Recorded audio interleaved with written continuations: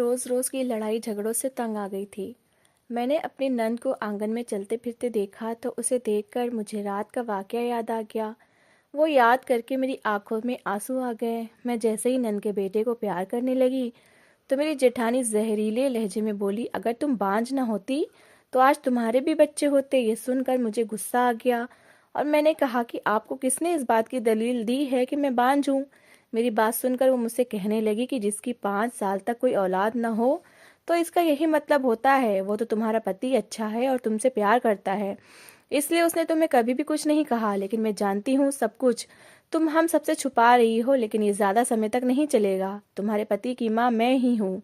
मैंने उसका पालन पोषण किया है। अगर यही चलता रहा तो मैं उसकी शादी किसी ऐसी लड़की से करवा दूंगी जो उसे औलाद दे सकती हो। उनकी बातें सुनकर मेरी आंखों में आंसू आ गए और मैं भागती हुई अपने कमरे में चली गई। अब कुछ भी हो जाए मैं साबित करना चाहती थी कि मैं बांझ नहीं हूँ। मैंने अपनी एक दोस्त को कॉल की, वो डॉक्टर थी। क्या तुम कल फ्री हो? मेरी बात सुनकर वो मुझसे कहने लगी कि खैरियत तो है, तुम्हारी तबीयत तो ठीक है। वो मेरी बहुत अच्छी दोस्त थी। मैंने कहा कि हाँ खैरियत है, मुझे अपने कुछ टेस्ट करवाने हैं। मेरी बात सुनकर वो कुछ पल खामोश हो गई, फिर मुझसे कहने लगी कि मैंने तुम्हें पहले ही कहा था कि वो औरत मुझे ठीक नहीं लगती।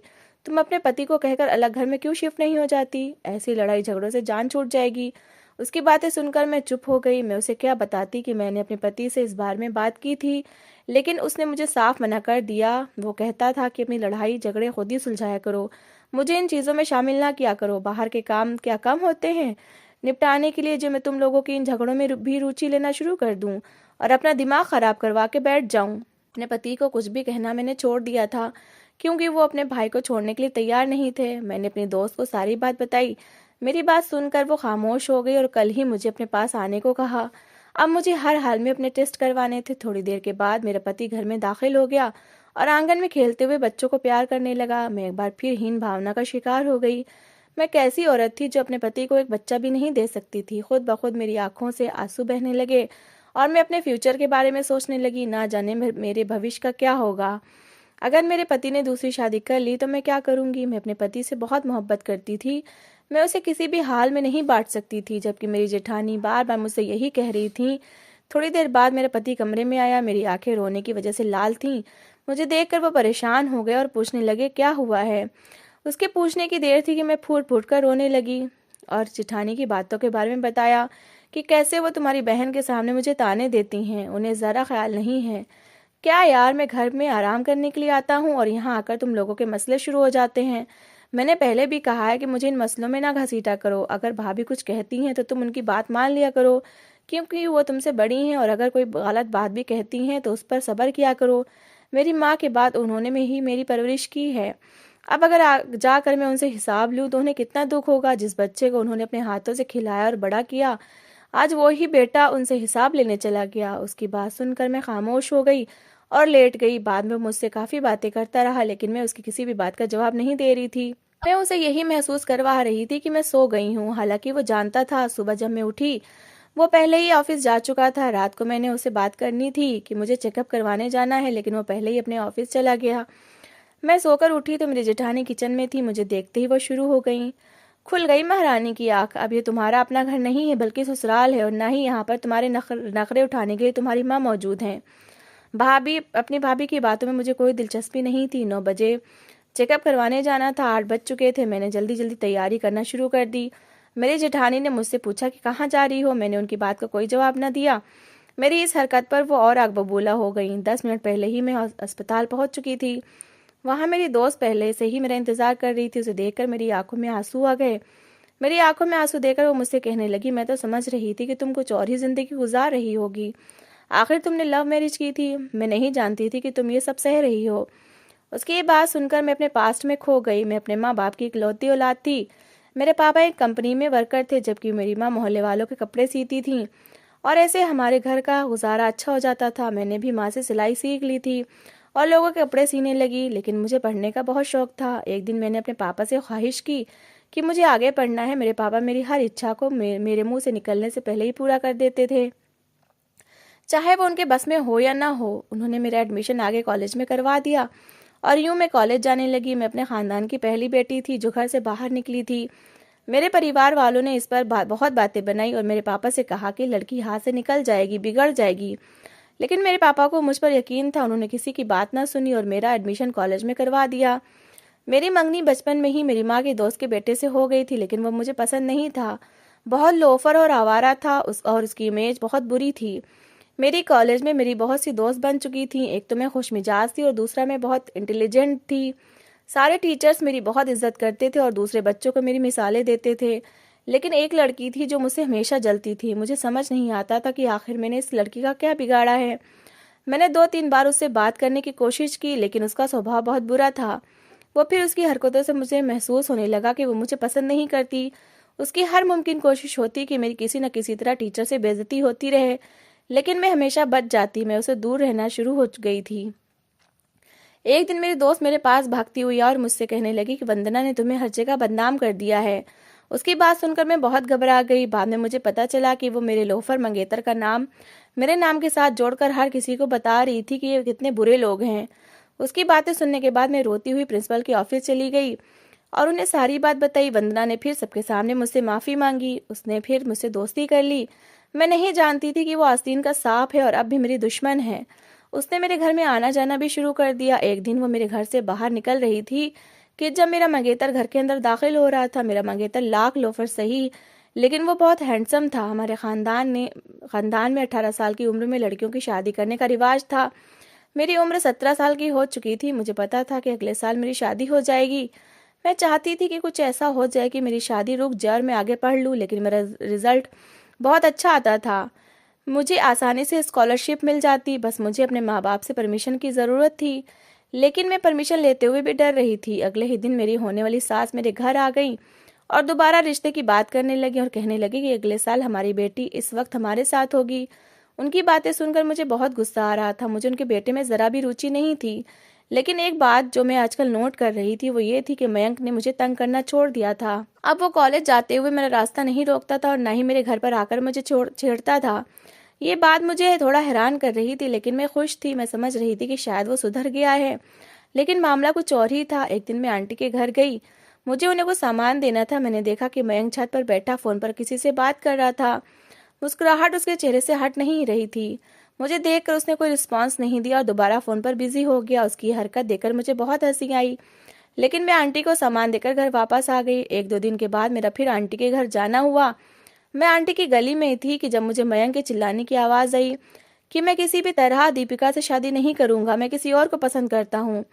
आंटी उससे कह रही थी कि दिमाग खराब हो गया है तुम्हारा, पहले तो तुम हर वक्त उसी का नाम लेते रहते थे, अब ऐसा क्या हो गया जो वो तुम्हें पसंद नहीं रही। तो मयंक कहने लगा वो मुझसे बहुत बदतमीजी से बात करती है और वो मेरी किसी भी बात का सीधे मुंह जवाब नहीं देती। मुझे ऐसी पत्नी नहीं चाहिए, बल्कि मुझे ऐसी पत्नी चाहिए जो मेरी हर बात माने और मुझसे इज्जत से बात करे।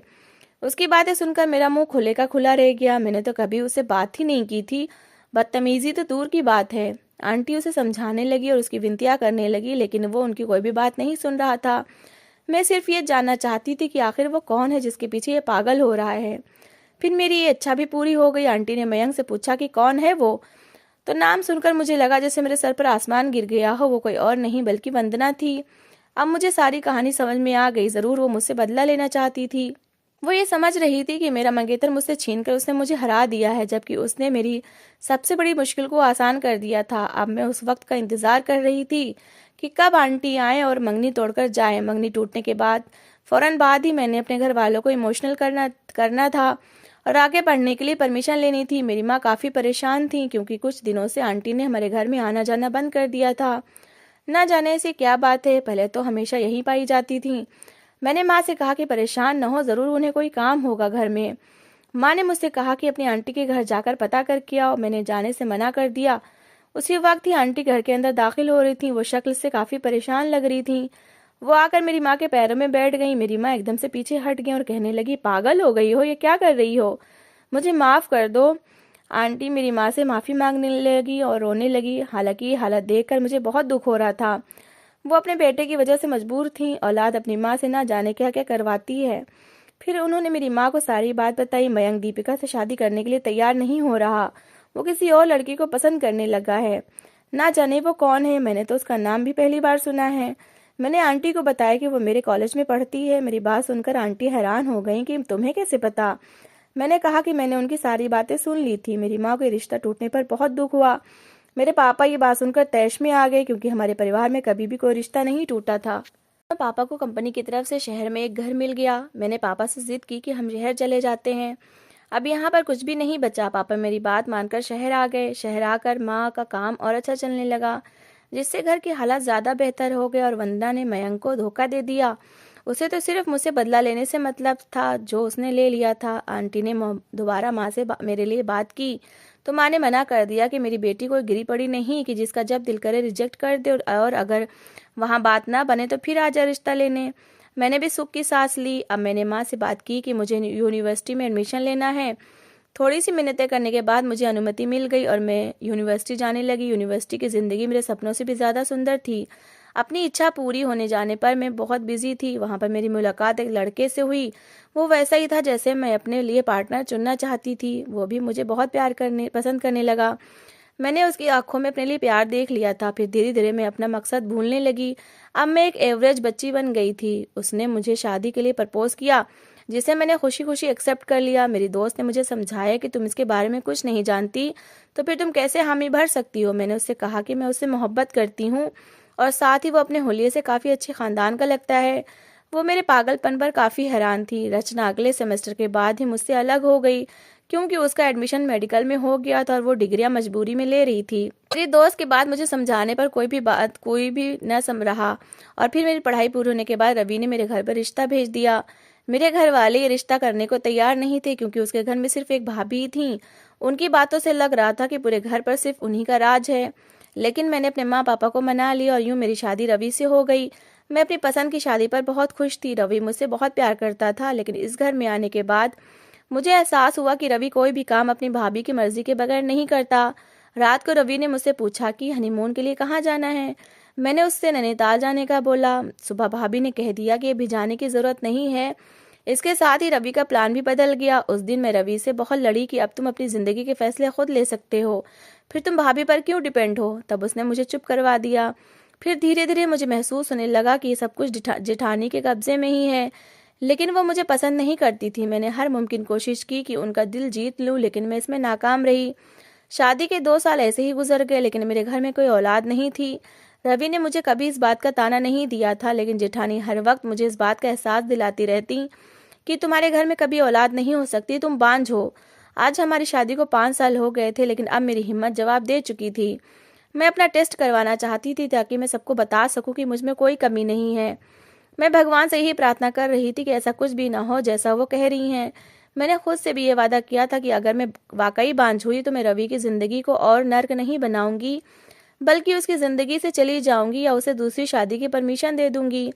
ये सोच आते ही मुझे लग रहा था कि कोई मेरी आत्मा के जख्म उधेड़ रहा हो। मेरी दोस्त ने मुझे तसल्ली दी कि फिक्र मत करो, सब कुछ ठीक हो जाएगा। थोड़ी देर बाद मेरी रिपोर्ट्स आ गईं। मैंने कांपते हाथों से रिपोर्ट खोली, लेकिन मेरी खुशी की हद न रही, क्योंकि मुझमें कोई कमी नहीं थी। मैंने खुशी से अपनी दोस्त को गले लगा लिया और घर वापस आ गई। आज मैं बहुत ज़्यादा खुश थी। जैसे ही मैं घर में दाखिल हुई तो मेरी जेठानी दोबारा मुझे छेड़ने लगी, लेकिन मैं उनकी बात पर कोई ध्यान नहीं दे रही थी, ना ही मैं उनके किसी सवाल का जवाब दे रही थी, और खामोशी से अपने कमरे में आ गई। मैं अपने पति के आने का इंतजार करने लगी। मैं चाहती थी कि अब मेरा पति भी अपने टेस्ट करवा ले, ताकि उसके बारे में भी मुझे पता चल जाए। रात को उसकी वापसी लेट हुई। जैसे ही वो कमरे में आया तो मैं उठकर बैठ गई और एक्साइटमेंट में बताने लगी कि मैं आज डॉक्टर के पास गई थी। मेरी बात सुनकर उसने कुछ खास रिस्पांस नहीं दिया और अपना कोट उतारने लगा। मैंने उसे अपनी रिपोर्ट दिखाई और कहा कि ये देखो, मैं बांझ नहीं हूँ, तुम भी अपने टेस्ट करवा लो ताकि तुम्हारे बारे में भी पता चल जाए। मेरी ये बात सुनने की देर थी कि उसकी आंखें गुस्से से लाल हो गईं, और वो गुस्से से बोला कि तुम कहना क्या चाहती हो कि मैं बांझ हूँ, तुम्हारी हिम्मत कैसे हुई ये बात कहने की। उसकी बात सुनकर मैं बौखला गई।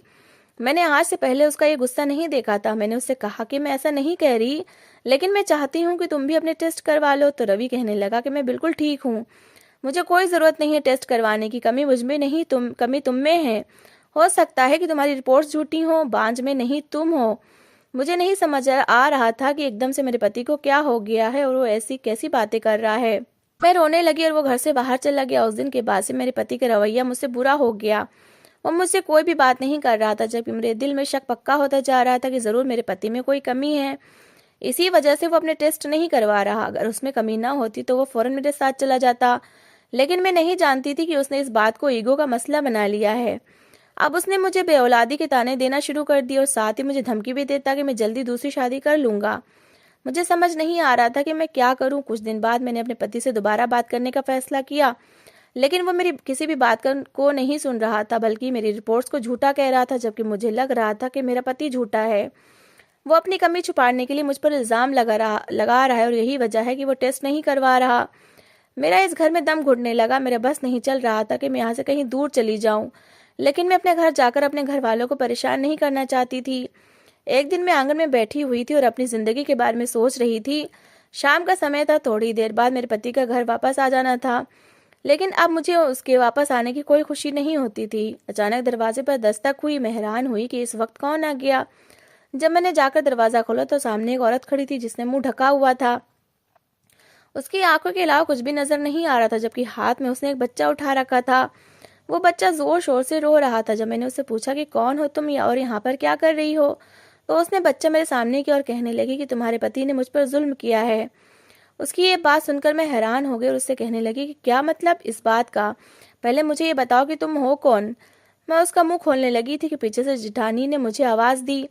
मैं जैसे ही पलटी तो वो लड़की वहां से भाग गई। मैंने उसका पीछा किया, लेकिन वो एक रिक्शे में बैठकर चली गई।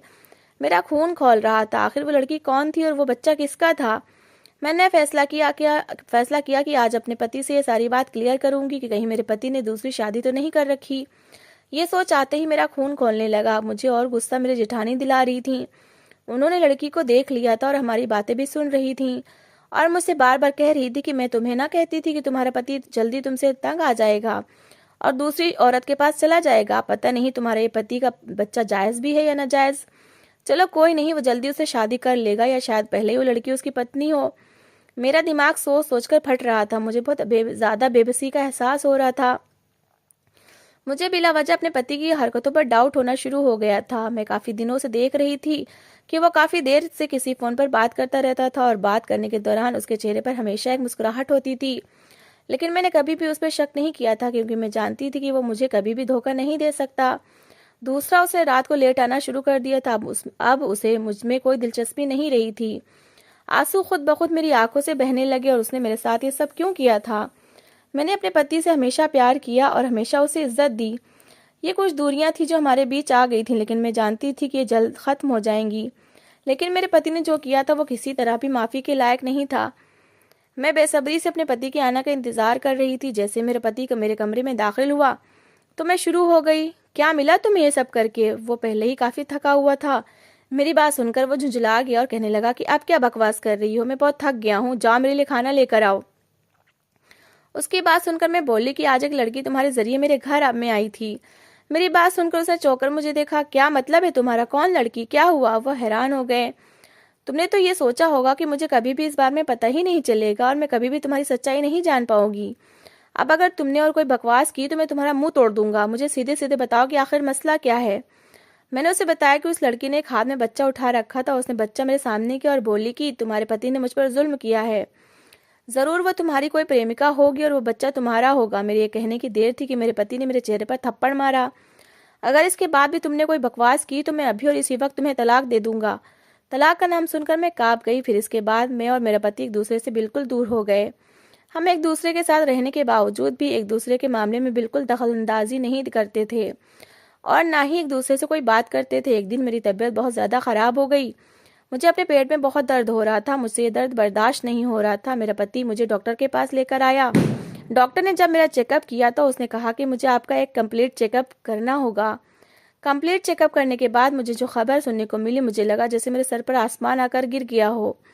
डॉक्टर ने मुझे बताया कि कोई आपको दवाइयाँ दे रहा है ताकि आपका बच्चा ना हो सके। मेरा सबसे पहला शक मेरी जेठानी की तरफ गया। मैंने डॉक्टर से कहा कि मेरे पति इसको इस बारे में कुछ न बताइएगा। डॉक्टर ने मेरे पति से यही कहा कि कोई गलत चीज़ खा ली थी जिसकी वजह से पेट में दर्द हो रहा है। अब मैंने जेठानी का बनाया हुआ खाना खाना छोड़ दिया और ना ही उनकी बनाई हुई कोई चीज़ खाती। एक दिन मैंने जेठानी को अपने दूध में कुछ मिलाते हुए देख लिया, जिससे मेरा शक और पक्का हो गया। मेरे पापा ने मेरे और मेरे पति की दावत रखी थी। जब हम वहाँ से वापस होकर घर के अंदर दाखिल हो रहे थे तो जेठानी की आवाज़ हमारे कानों में पड़ी। तुम फिक्र मत करो, मैं बहुत जल्द दीपिका को तुम्हारे रास्ते से हटा दूंगी और तुम्हारी शादी में रवि से करवा दूंगी। मैं उसे जो दवा दे रही हूँ उससे उसके बच्चे नहीं होंगे और बहुत जल्द रवि दीपिका को छोड़ देगा। लेकिन तुम्हारा ड्रामा सबसे अच्छा था। कैसे तुमने दीपिका को बेवकूफ़ बनाया और दीपिका ये समझने लगी कि वो औरत रवि की पत्नी है और वो बच्चा रवि का है, जबकि वो तो तुम ही थी। ये कहकर वो दोनों ताली मारकर हंसने लगी। मैंने रवि को देखा। रवि खामोश नज़रों से मुझे ही देख रहे थे। उनके चेहरे पर कोई एक्सप्रेशन नहीं था। मैं खुश थी और भगवान का धन्यवाद कर रही थी कि जेठानी का असली चेहरा रवि के सामने आ गया। जब हम लाउंज में गए, जेठानी अपनी भांजी के साथ बैठी हुई थी। वो दोनों हमें देखकर शॉक्ड हो गई थीं। मेरे पति ने उनसे कोई बात न की, कमरे में चला गया।